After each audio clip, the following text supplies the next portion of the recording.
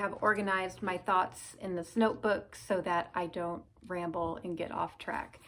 We'll see how that goes. Halle Bailey has been cast as Ariel, which is a fantastic casting choice. If you've ever watched her sing, she really puts her whole body into her performance. It's just like she is a part of the song, and I think that's a really, really fun character trait of Ariel. She's a beautiful girl, and I really can't wait to see what she does with this role.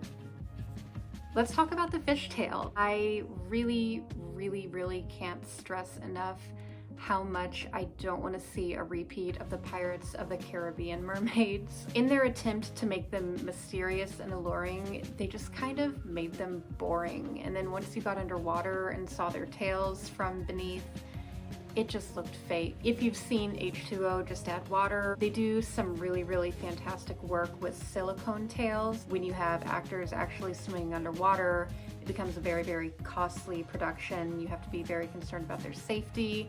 And most of the time, those scenes are filmed kind of like in a closed aquarium, which is very doable. Although H2O Just Add Water was filmed in SeaWorld. But aesthetically, I think you could keep the tail very simple. I know that silicone tails can be a little bit stiff and especially awkward to move in when you're out of the water and like coming in and out to sit on a rock, for instance, but that is definitely something that could be enhanced with CGI. Instead of animating the entire tail, you could just kind of add to it. So I hope that they lean more on practical effects than they do computer animation. Moving on to the top. One of the first questions that I asked myself when I was getting into this project was, what kind of outfit or clothing could you really make if you lived underwater? I think it has to look natural, kind of like it's all made of materials that came out of the ocean and were crafted with very few tools or, really complex machines. So I went to kind of a macrame look for this. I think it already looks really, really beachy and really fun, and macrame has kind of had a revival in the past few years, especially for like festival looks and that kind of thing. So kind of integrating that with seashells, and maybe instead of just having her in a very, very simple shell bra, you incorporate some really beautiful knotwork and other things underneath it. Based on what they did with Princess Jasmine, I have a feeling that they're going to lean more towards the modest side of things. So again, going with this kind of macrame look and fringe and really beautiful knot work that could be worked around the seashells, I think it would give you an opportunity to cover a little bit more of her without putting actual clothing on her, because they've done that in the parks and it looks very frumpy and bad. It looks bad. I'm just gonna run a few examples over here of what I'm talking about. I would love to actually be able to make this top to show you guys kind of like exactly what I want it to look like, but I have really struggled to learn to macrame. That's like one of those crafts that I just cannot do, and it drives me crazy. I do want to talk just a little bit about set design and what I think Atlantica could look like, because whatever clothing they're wearing has to look like it came from the same world of the set that you're shooting on. The original Atlantica obviously is all underwater, which would be very, very difficult to film. And I'm not sure as an audience member I could watch two people underwater having a conversation and believe that they're actually talking to each other, unless they're making like dolphin clicks and squeaks, which would be hilarious, but probably not appropriate. For the concert hall and the bedroom that Ariel shares with her sisters, and even Ariel's grotto where she has all of her treasures that she's collected, maybe instead of having all of those take place underwater, you could have them in kind of like these really, really beautiful sea caves that are lit with bioluminescence. You could have seashell mosaics and all sorts of really beautiful decor everywhere, which seems like the way that mermaids would probably be living. Let's talk about hair for a minute. Halle Bailey has beautiful hair. She wears it in locks and twists and just really, really fun, styles that have all this texture and body, which I think is great, especially if you're going in and out of the water. So I really hope that they kind of let her keep the hairstyle that she usually wears, because I just think it would look incredible in the water or out of the water. And you could even kind of bring some of her story into that by having a scene where she and her sisters are all in their bedroom and they're fixing each other's hair. They could be weaving in seashells and flowers and other, beads and bits of decoration that they've kind of found for each other. It would just be a really nice bonding moment for all of them. Later in like the bubble bath scene, when they're cleaning her up after they found her on the shore, the handmaidens in Prince Eric's palace could be trying to take some of that out of her hair, and it would kind of be like a little moment of hesitation for her, because she starts to realize it's not that she wanted to run away from her family or give up that part of herself.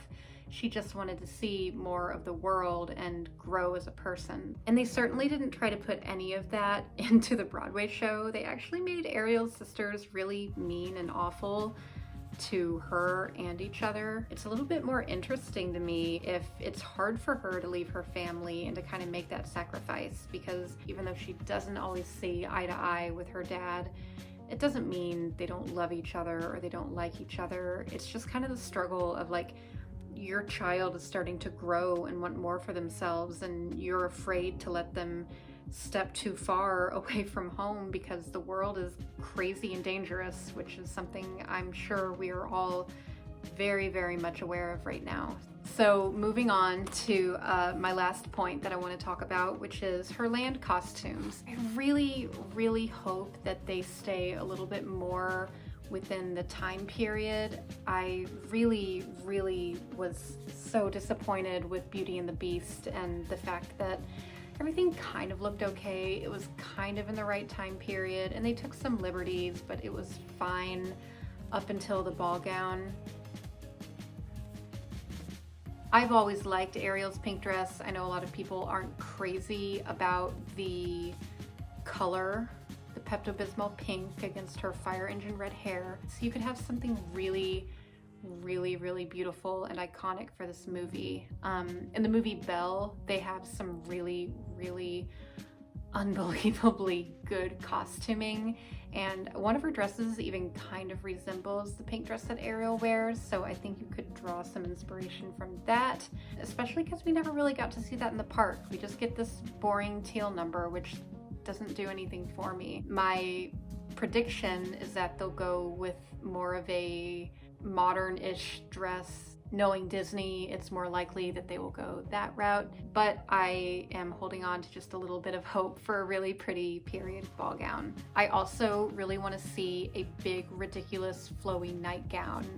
The one she wears in the film is very cute, but considering the period that we're in and the fact that this is a live-action Little Mermaid movie, so go big or go home. For her outing dress, the kind of blue dress that she wears, I think you could stay very, very simple with this. There were a few dresses in black sails, which I haven't watched, but I found these images and I thought they were really, really gorgeous and just kind of like a good silhouette and a good use of texture without, being too much. They did a really nice job with Cinderella's peasant dress, and Emma Watson's peasant look was okay. I'm not a fan, that's just my opinion. I'm not saying you don't have to like it, but I don't like it. That's all I have to say about that. I definitely want to see that purple sparkly dress that she wears when she comes out of the ocean for the final time, the one her dad kind of makes her by putting his Triton in the water and being like, have a dress on, which is such a fatherly thing to do. And it's just so much fun to watch her come up out of the water as this like beautiful shining goddess with her arms outstretched, and it's just, you get chills. It feels good. It's also my favorite color, so there's that. And finally, the wedding gown. I don't care. I worked at a bridal shop for a year. I never really need to see another wedding gown in my life. The animated one is cute. I know big, crazy 80s sleeves aren't necessarily the modern bride's idea of the perfect wedding dress, but you could do something drapey and beachy and very simple and Grecian, or you could do something very, very regal and built and kind of, more from Prince Eric's world, or you could kind of meet in the middle and do something very beautifully draped, but full and kind of, you know, resembling sea foam and ocean stuff. I'm out of words. I'm very tired. Thank you for hanging out for this video. It's kind of fun just to sit down and think about costumes and do all of this planning. Anyway, have an awesome night. I love you guys, and I will see you later. No. Yeah. No. No. You No. don't want to be in my No. video? Why? No. No. No. Sorry. Excuse me. Pardon me. Let me stir that for you.